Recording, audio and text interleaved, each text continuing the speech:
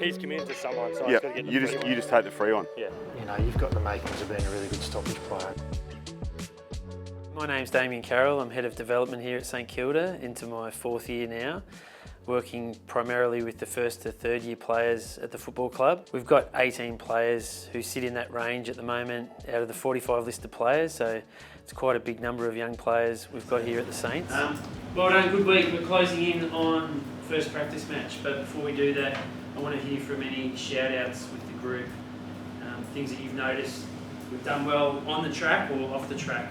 I'll get us going. Thanks, mate. I'm going to shout out Mateus. I've really liked his participation in meetings still the last few weeks. I think it's pretty impressive considering out with a long-term injury. Well done. A really good start. We've spoken, maybe not to the first years as much, but how you carry yourself through adversity and tough times is a great reflection of you as a person. And I think you've done that really well, but for you to acknowledge it as well is really important, mate. I might reiterate that as well. Yep. Probably more so like the off-field side of things. I just think you've been like really sort of present and gotten a lot better at building relationships with people like off the track. I think it's definitely come a long way, and it's a credit to you putting the work on that. Note on Alex through obviously coming injured, it's really hard to try and connect with players when you're not training with us, but I think you've gone about the right way you've trained, I've seen how hard you work, so yeah, it's a credit to you. Well done. Good work. I saw Canna working really hard with Wilkes yesterday, just like learning the craft. I know leaders talk about like engaging with the young players, and I think it's just as important when it goes the other way. And just watching him try to pick Wilkes' brain and work on little things as defenders was impressive. Yeah, boys, so this is the last part. So you get one of these sheets, and I just thought, because we're coming into games, it's probably a good time to start talking about your routine. So for some of you 2nd and 3rd year players, you will already have something that's pretty set. But I want you to just, over the weekend, before the game, just take some time to fill this out, all right? And put as much detail as you can in there. You know, I reckon the fluid one, just see if you can monitor how much you're drinking the day before the game in terms of your fluids, and then just listing what time you get to bed, what time you wake the next day. So probably just, you know, what time you get to the ground, just making sure you plan for that. Okay, so you get there with enough time. Thanks, gents. Well done, guys. Good job. Good job. Enjoy your other. Our role as a development team is to be responsible for developing the 1st to 3rd year players. Our work with the players will hopefully fast track them into playing AFL as soon as possible and being ready when they're called up. Ross has shown a real interest in also developing in the younger players, and while he gives us autonomy in the sessions that we take, he still likes to be able to communicate with the players individually, come around for dinners and organise one-on-one chats with the younger players as well, so that he certainly has a say in their development while they're here at the Saints. The other development coaches who work with me are Lenny and Brendan Goddard, who have got plenty of experience playing with the red, white and black, and also across the AFL system for a number of years, so the boys are lucky to have those two to work with as well. Brendan obviously had a great career at the Saints and also the Bombers as well, and his role is obviously coaching Sandringham at VFL level and being in charge of their program, but he also works with our development team as part of developing our younger defenders, and particularly around body work and positioning. We've got 8, so we'll just go into pummel, so pair up. So before we go into tackle, so do a minute and a half of pummeling. Yep. There's a warm up to start, then on my call, under the shoulders. Slow it down. Move that other hand there, Keels. You've got to wrap it around the back of your shoulder. No, here, so from that one, go that side again to your right arm through.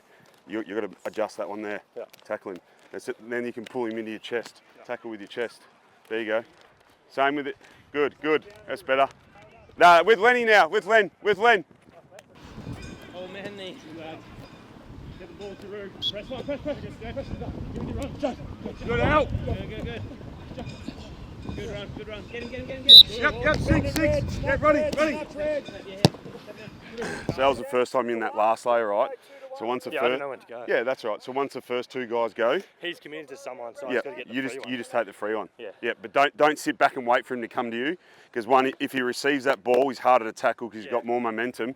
You've just got to close that space. So in that one, you just come straight to cords, close the space, and then take him out as a receiver. Yep. Yeah, it's got him in 20. Polly. Yeah, your first 2 are really good when in that first, second line. Same principles apply in that third line. Find one. Number off, lads.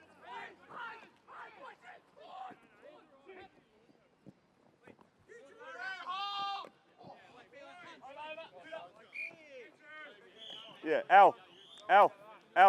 If you turn here and then you got nothing on, you can run towards the goal line, and then if the pressure comes, you can step across. So use the goal line as your friend. But you've got that, yeah? Because it's coming in that density side, you get the turnover, you turn there, we can have bailout. If you're not confident or you got nothing on, go back to the goal line.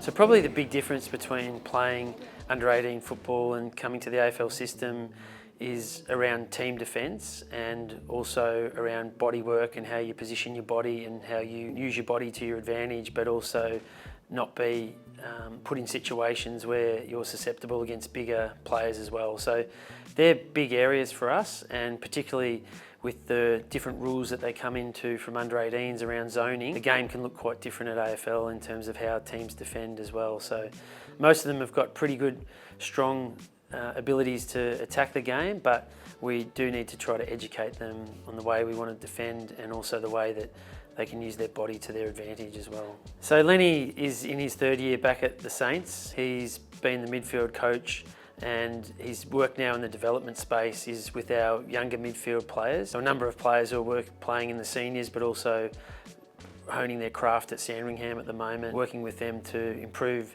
areas around the stoppages and also midfield patterns as well. You'll pick up, I reckon, some key themes to what worked for you against Carlton. You probably already know them anyway, but it's probably not a bad thing just to have a look and see what you. This one's a forward 50. Yep. See where you are. Cripps is just in there. Yeah.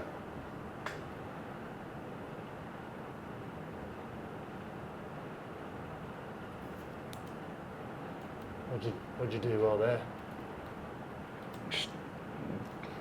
Deceived him a little bit. Yeah. So, like, it doesn't come off here there, but again, so right now, what's your advantage over him, or what's his advantage over you? Size and strength. Yeah, so what have you done? Use my speed a little bit more. Yep. Got on the move, Yeah. got away from the body, up touch. Yeah, it's really good. Really good. Now, that doesn't come off here there, but you've got separation off him now. So if that ball spilled out, you've got to, you're in a really good spot to strike at that. Yep. So I just like the way that you've come up against different opponents, you've thought your way through it, Yep. and you've just tried some different techniques. Once it goes into that sort of scramble, what do you do really well? I don't know, probably in a position where they want to, which way are we going? Where they want to backfeed or where we want to backfeed? Yeah, we're going to the right. Yeah. And I just like, so Ross spoke a bit this morning, or Harves did actually, around the contest against Port. And can you remember what he spoke about, what he saw a bit more? Like, Port were on the inside, where were we? Going lower and harder. Yeah, yeah. Outnumbering. Yep. Yeah. Yeah, and we were probably a bit more on the outside, so. Yeah.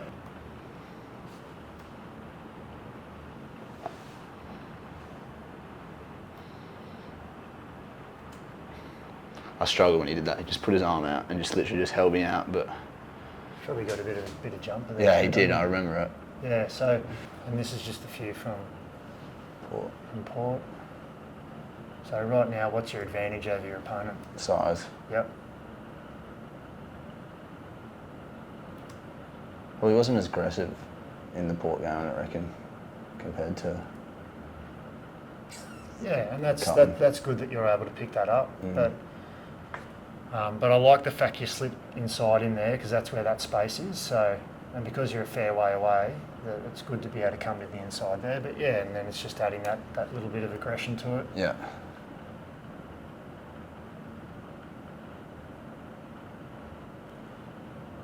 Anything that you pick up there, or that you? I didn't really engage bodywork wise. It was kind of more reactive. than proactive, I'd say. Yep. Like if I just gave him a little shove there, then I probably would have got that ball rather than him getting a fingertip on it. Yeah, yep. And it's you know, it's marginal, right? But they're the things that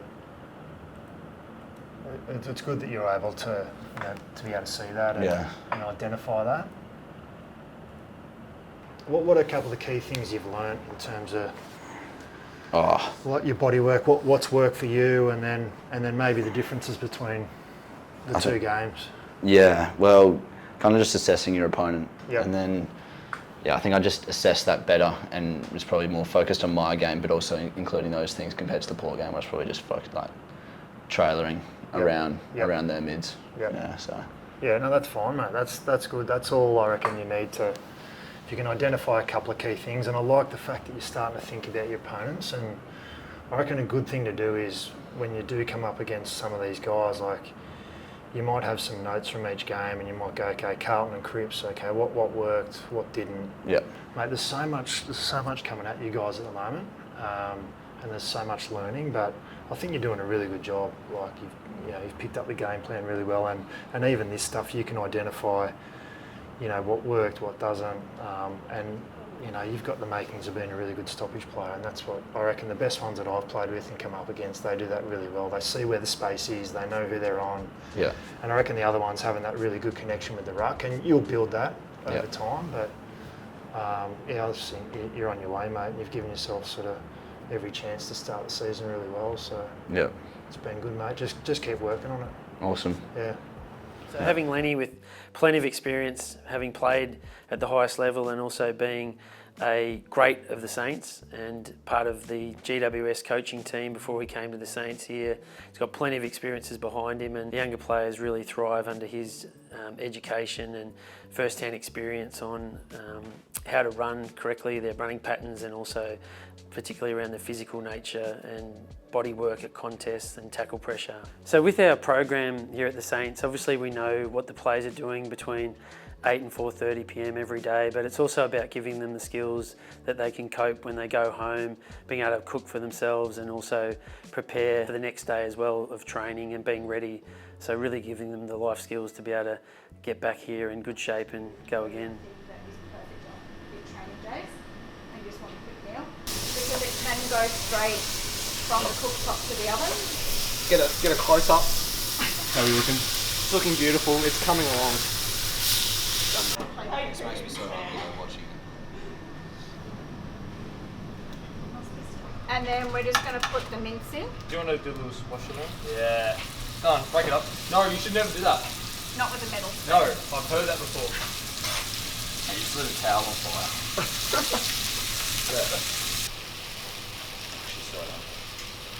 Do you want me to put some avocado on one of the do plates? that? Just Yes, for balance? Oh yeah? Oh no, somebody hates avocado.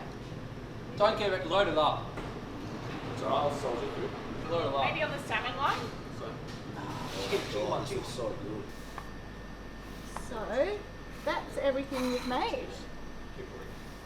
We certainly look for a culture that develops good habits, and we certainly look to try and get the players to be able to lead themselves away from training sessions at home.